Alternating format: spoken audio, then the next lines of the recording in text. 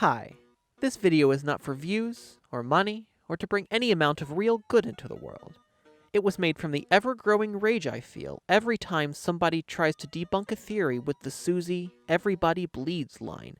If I see one more comment bring it up, I will be shoved over the edge and into the abyss, and all I see down there are Fortnite videos.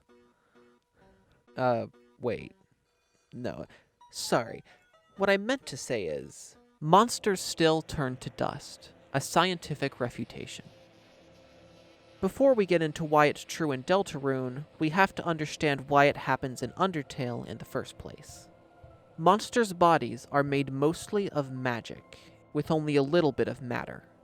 So, when they kick the bucket, and their souls, the source of their magic, are destroyed, their bodies vanish, and all that's left behind is that trace of matter, the dust. Because of this, when people are talking about anything involving monster bodies, having blood is often used as shorthand for doesn't turn to dust.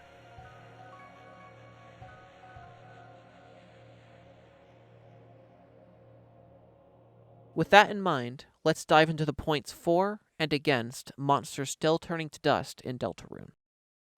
Number 1. Everybody bleeds, right? The infamous Susie line that people use to say monsters must bleed, because everyone includes herself, a monster. To counter this, everyone, including myself, brings up the bunny monster in Hometown, which I will do in a second, but you don't even need to. Susie cancels out her own lore implication with this snippet of dialogue from just before you fight Susie and Lancer in Chapter 1. Turns out we didn't need a plan, just a rule. Anyone that gets in our way gets crushed into dust. You probably don't need me to connect the dots, but just in case, one of the Susie lines contradicts what we know about monsters, and one of them contradicts what we know about humans, because humans don't turn to dust. So it evens out, and we can just assume it's all Susie being Susie. And then, the bunny. In chapters 1 and 2 respectively, it talks about how weird it is that Kris is made of blood and bones, implying that it isn't.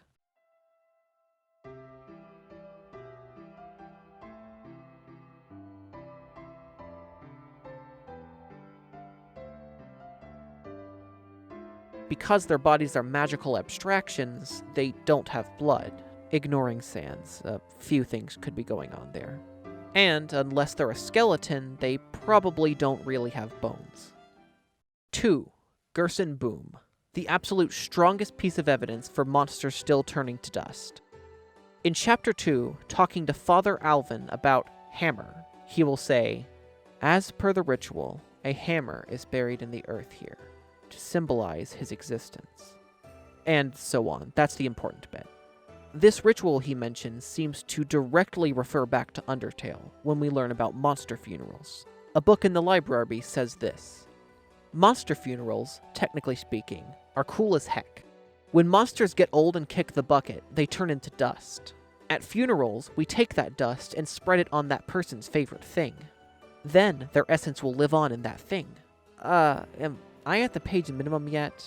I'm kinda sick of writing this. And then, we know through dialogue in both Undertale and Deltarune that Gerson has a strong connection to hammers, so it makes sense that his dust would be spread on one. But we don't even need to explain the whole monster funeral thing, because of the second line Father Alvin says, to symbolize his existence. If there's a body and monsters don't turn to dust, you don't need to bury an object to symbolize a person, because the body would already do that very well. You could say he was just buried with the hammer, but I feel that's a bit of a stretch given everything else. Number 3. But monsters don't have magic. How could their bodies be made of it if they can't use it? This one is an interesting point. We never see a monster use magic outside of the Dark World, and then there's Toriel's stovetop. In Undertale, after she bakes a pie, it's clean, because she must use fire magic instead. But in Deltarune, when she bakes a pie, it's dirty, implying she doesn't or can't use fire magic.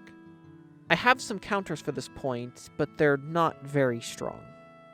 1. Susie, Noelle, and Birdley all use magic without skipping a beat in the Dark World, implying that it's not unusual.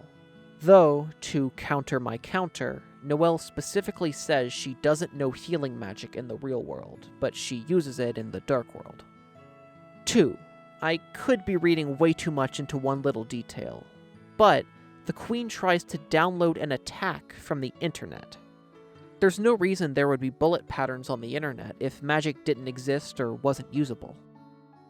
And then, number 3 is just, even if they can't use magic, it doesn't necessarily mean they're not made of it.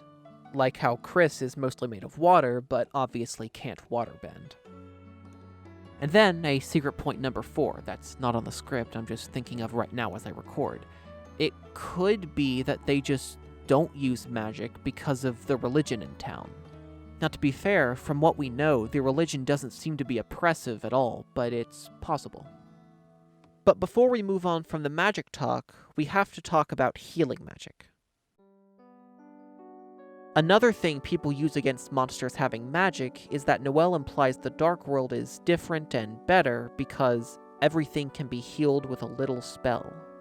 It's a good point, but not as good as it sounds. When she says that, she's thinking of her sick father, but even in Undertale, healing magic doesn't seem to help with illness. After the whole Buttercup's Cups of Butter mix-up, Asgore got very sick. It doesn't say he got sick but the royal healer saved him, he just got better, probably because he's a big goat guy. And then, nobody is able to help Chara when they get sick either. You could say it just didn't work on them because they're human, but healing items work just fine, so I don't think that's why.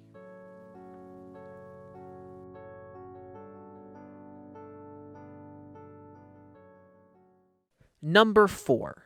And then, finally, 2 weird things about Susie. 1, she doesn't turn to dust when downed in battle. I don't have any actual evidence, but this point feels very weak to me. Like, I don't believe Kris's heart stops every time they're downed, so I don't think Susie should turn to dust either. And then 2, Susie has an unused bloody knee sprite in Chapter 2. The only thing I have to say to this is that it's unused, but it is weird that it was made at all.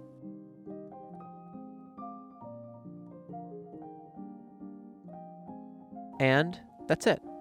I'm not going to waste your time with a long outro, but I do want to say that I'm not actually mad about the Susie blood comments. If you left one, don't worry about it.